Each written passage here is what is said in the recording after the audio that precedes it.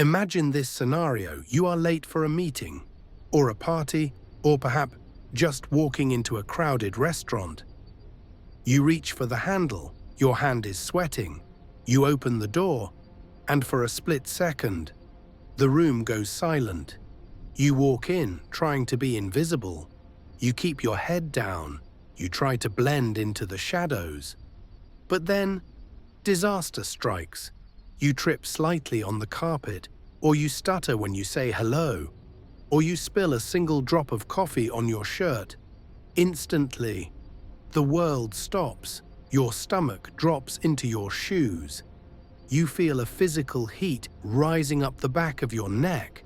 Your heart starts hammering against your ribs like a trapped bird. In your mind, you are convinced that every single pair of eyes in that room is locked onto you. You feel their judgment. You feel their laughter.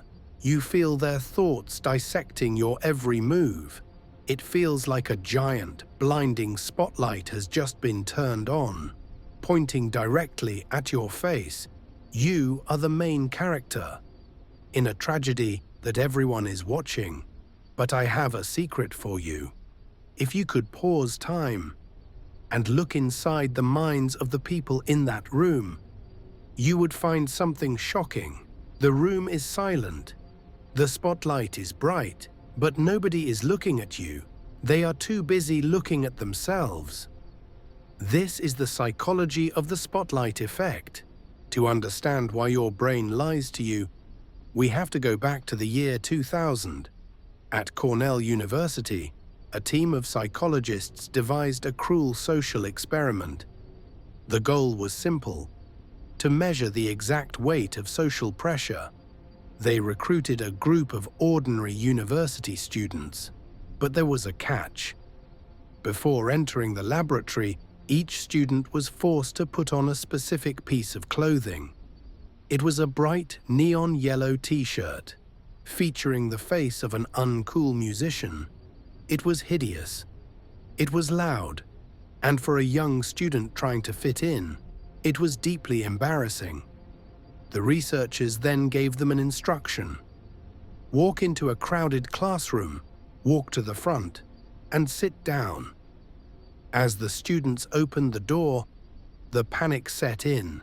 They felt the eyes burning into the yellow fabric.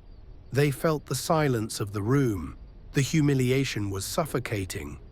After the experiment, the researchers asked them a single question: what percentage of the people in that room noticed your shirt?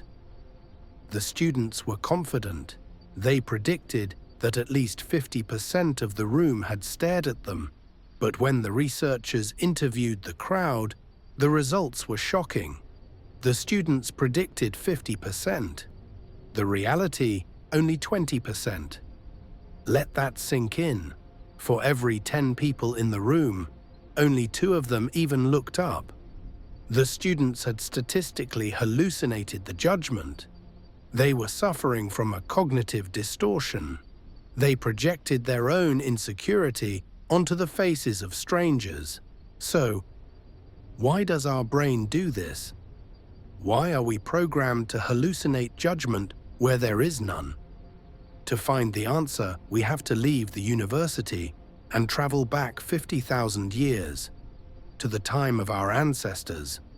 In the ancient world, humans did not survive by being strong. We survived by being social. The tribe was your only protection against the cold, the hunger, and the predators in the dark. In that world, social rejection was not just awkward. It was a death sentence. If you made a mistake, if you broke a social rule, or if the tribe decided you were a burden, they would exile you. They would cast you out into the wilderness alone. And a lone human is a dead human. So over thousands of years, your brain evolved a hypersensitive security system. Psychologists call this the egocentric bias. Your brain learned to treat a social mistake with the same chemical fear response as a physical threat. It triggers the exact same fight or flight adrenaline as seeing a wolf in the bushes. This system kept your ancestors alive. It forced them to fit in. It forced them to be careful. But here is the problem. You are not living in a tribe anymore. You are living in a city of millions. You are running 50,000-year-old software on modern hardware. Your brain sees a stain on your shirt, and it screams, "Danger." It thinks you are about to be exiled. It thinks you are about to die. But you are just embarrassed. So, how do we hack this ancient software? How do we turn off the alarm? First, you must embrace a powerful philosophical concept called Sonder. Sonder is the profound realization that everyone around you is living a life just as complex as yours. Look at the crowd again. Look at the stranger on the bus. Look at the person in the coffee shop. To you, they are just background characters in your movie. But to them, you are the background character. They are the main character of their own story. They are worrying about their own shirts, their own awkward texts, their own bills. They don't have the mental bandwidth to track your mistakes. But philosophy alone is not enough. You need action. Psychologists recommend a technique called voluntary discomfort. You must train your brain that the spotlight cannot hurt you. Lie down on a sidewalk for 10 seconds. Wear a weird hat in public. Ask for a discount you know you won't get. Your brain will scream danger. But when you stand up and realize nobody cared, the fear will evaporate. And finally, remember the ultimate perspective. Go to a graveyard. Walk past the tombstones. All of those people had embarrassing moments. They all tripped in public. They all said the wrong thing. And now, nobody remembers. History does not record your awkward silence. It only records your actions. The cost of the spotlight is too high. It costs you your dreams. It costs you the girl. It costs you the job. Don't let a hallucination steal your life. You can be weird. You can be clumsy. You can be free. The spotlight isn't real. Step out of the dark and live. I'm the silent script. Thanks for watching.